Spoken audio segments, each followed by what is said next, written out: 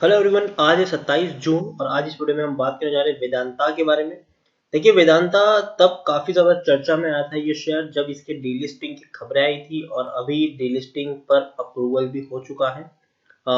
जो वोटिंग हुई थी डीलिस्टिंग को लेकर उसमें मेजोरिटी से अप्रूवल मिल चुका है। तो इस वीडियो में हम बात करेंगे कि डीलिस्टिंग में अब आपको क्या करना चाहिए। अगर आपने खरीदा हुआ है तो इवन आप बाइंग भी करना चाहते हो तो क्या करना चाहिए। देखिए, वीडियो को मैं शुरू करूँ उससे पहले अगर आपने अभी तक चैनल को सब्सक्राइब नहीं किया है तो प्लीज अभी इसे सब्सक्राइब कर दीजिए, क्योंकि आगे भी बहुत सारे वीडियोस हैं जो आपको काफी ज्यादा हेल्प करेंगे। तो चलिए शुरू करते हैं। तो जैसे कि आप देख सकते हैं कि 110 रुपए के आसपास ये शेयर अभी ट्रेड कर रहा है। पिछले एक महीने की बात करें तो एक महीने में 25% का ग्रोथ है, ऊपर ही ऊपर उठाए शेयर 87 रुपए के आसपास से ये शेयर सीधा 111 रुपए तक भी पहुंचा है। पिछले एक साल की बात करें तो एक साल में 38% की गिरावट है। 180 रुपए के आसपास का हाई था, गिरावट आई, तेजी आई, गिरावट आई, तेजी आई, गिरावट आई, तेजी आई, गिरावट आई। 60 रुपए तक शेयर टूट गया, लेकिन बाद में एक बढ़िया बाउंस बैक हुआ है और डीलिस्टिंग की खबर ने शेयर को और ऊपर उठा दिया। और 87 रुपीज का फ्लोर प्राइस है, ऑफर किया जा रहा है मैनेजमेंट की तरफ से। तो वो भी हम बातचीत करेंगे, लेकिन उससे पहले सबसे पहले हम यहाँ पर पिछले 10 साल का अगर हम ग्राफ निकालें तो वेदांता में पिछले 10 साल में जो सिचुएशन निकल कर आई है वो ये है कि 70% की गिरावट है। 375 रुपए तक का हाई था, गिरावट आई, तेजी आई, बहुत बड़ी गिरावट आई।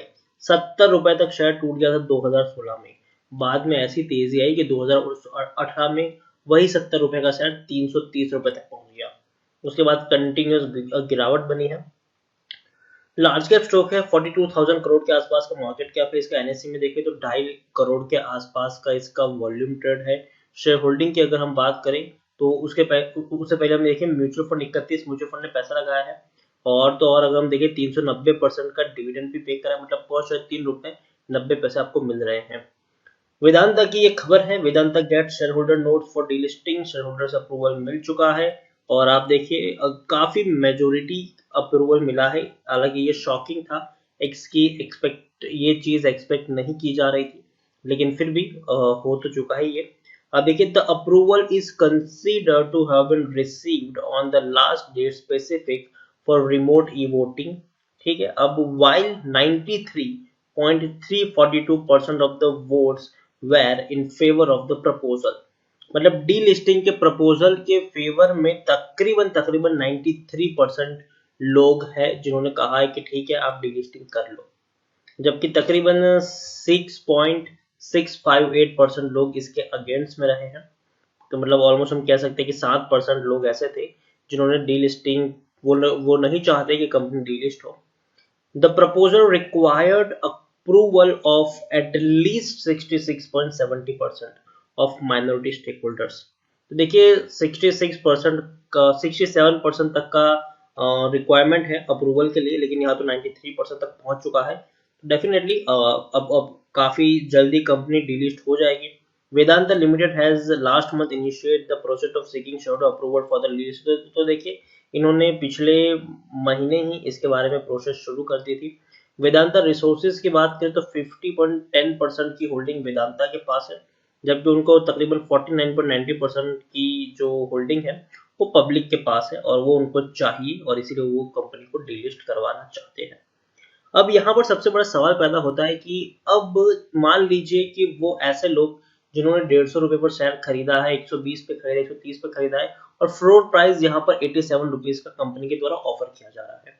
तो देखिए, ऐसा नहीं होता कि आपको जबरदस्ती किया जाएगा कि आपको शेयर बेचने ही बेचने हैं, वरना हम किसी भी 87 पर आपके शेयर ले ही लेंगे। जी नहीं, ऐसा नहीं होता।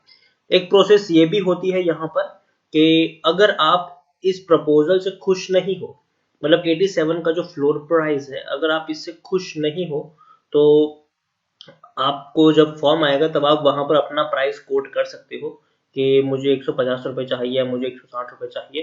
तो वो आप अपना प्राइस उनको कोट कर सकते हो, फिर वहां पे वो नेगोशिएट भी कर सकते हैं कि जी नहीं, हम आपको 160 नहीं, 150 नहीं, हम आपको 120 रुपए का प्राइस ऑफर कर रहे हैं, आप लेना चाहते हैं कि नहीं। अगर आप एग्री करते हो तो आपको उस प्राइस पर भी मिल जाता है यहाँ पर। तो देखिए, सारी की सारी चीज आपके पास सेकंड ऑप्शन भी है तो ये मत सोचिएगा कि आपने 102 120 रुपए पर शेयर लिया, 130 रुपए पर शेयर लिया है, या फिर आपने काफी हाई प्राइस पर लिया है, अब आप 87 रुपीज तक ये शेयर चला जाएगा तो मैं क्या इसको बेच दूं क्योंकि अभी 110 रुपए पर ट्रेड कर रहा है, तो 87 रुपए तक शेयर चला, अब मुझे तो सिर्फ 87 रुपीज ही मिलेंगे। ये सोच के अगर आप बिकवाली करते हो तो आप एक गलत डिसीजन ले रहे हो, ऐसा मेरा मानना है। मैं आपको यही कहूंगा कि चाहे कुछ भी हो जाए, बेचने की जल्दबाजी मत करिएगा। याद रखिए एक आने वाले दिनों में आपको वेदांता में एक पैनिक देखने को मिलेगा। ऑपरेटर्स गेम खेलेंगे आपके साथ, आपको कहीं ना कहीं से बताएंगे कि भैया बेच दो नहीं तो आपका शायद पैसा डूब जाएगा, आपको ये प्राइस दोबारा कभी नहीं मिलेगा। तो एक गेम खोता हुआ देखने को मिलेगा आपको।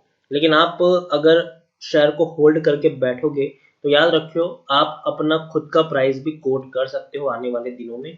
ऐसा नहीं होगा कि आपको जबरदस्ती 87 रुपीज पर आपसे आपके शेयर ले लिए जाएंगे, जी नहीं। आप अपना प्राइस कोट कर सकते हो और वहां पे आप नेगोशिएशन भी आप कर पाओगे। तो मैं यही कहूंगा आपसे कि जल्दबाजी में आकर अगर आप बेच दोगे तो नुकसान आप ही का होगा। ऑपरेटर्स गेम खेलने वाले आने वाले दिनों में, ये बात याद रखिएगा। टेक्निकल रेटिंग अभी भी काफी शानदार है इनकी। यहाँ पर आप देखिए 79% लोग खरीदने की सलाह दे रहे हैं, 18% लोग बेचने की सलाह दे रहे हैं और 3% लोग यहाँ पर होल्ड करने की बात कर रहे हैं। यहाँ पर हम वेदांता के बारे में देखें तो मार्च में 12,000 करोड़ का लॉस हुआ है और इस पर भी काफी ज्यादा कंट्रोवर्सीज भी है कि ये इतना बड़ा लॉस सच में हुआ नहीं है, इसको दिखाया गया है। हालांकि मैं उन सब में डिटेल में जाना नहीं चाहूंगा, लेकिन अगर मैनेजमेंट ने खुद बोला है कि 12,000 करोड़ का लॉस हुआ है तो चलो हम इसको मान के चलते हैं। यहाँ पर इससे पहले कंपनी खुद 2,600 करोड़, 2,700 करोड़, 3,000 करोड़ तक के मुनाफे करती है। तो देखिए कंपनी काफी बढ़िया है और फ्यूचर भी मुझे इसे काफी बेटर दिखाई दे रहा है। कंपनी के पास इनफ कैश फ्लो है और कंपनी का जो फ्यूचर प्लान है वो भी काफी बढ़िया, और जिस फील्ड में काम करती है वो फील्ड में भी एक बड़ी तेजी हमें आने वाले दिनों में देखने को मिल जाएगी। देखिए प्रमोटर के पास 51.05% की होल्डिंग थी, आज 51.07% की होल्डिंग, एक भी शेयर गिरवी नहीं है। एफआईएस के पास पहले 17.87% की होल्डिंग थी, आज 16.31% की होल्डिंग देखने को मिली है। इंश्योरेंस कंपनी के पास पहले 0.72% की होल्डिंग थी, आज 0.85% की होल्डिंग है। म्यूचुअल फंड के पास 11.22% की होल्डिंग थी, आज 11.74% की होल्डिंग है। तो सबने अपने शेयर्स को होल्ड करके रखा है। तो रिटेल निवेशक को मैं यही कहना चाहूंगा कि अगर पैनिक क्रिएट होता है तो आपको पैनिक करने की जरूरत नहीं है। पैनिक में आकर शेयर बेचेगा नहीं। ऐसा नहीं होगा कि 87 रुपीज पर आपसे आपके शेयर ले लिए जाएंगे, जी नहीं। आपको मौका मिलेगा कि आप अपना प्राइस भी कोट कर सकते हो। तो मैं यही कहूंगा कि बेचने की गलती मत करिएगा, खरीदारी की है तो बने रहो, डरने की यहाँ पर कोई जरूरत नहीं है।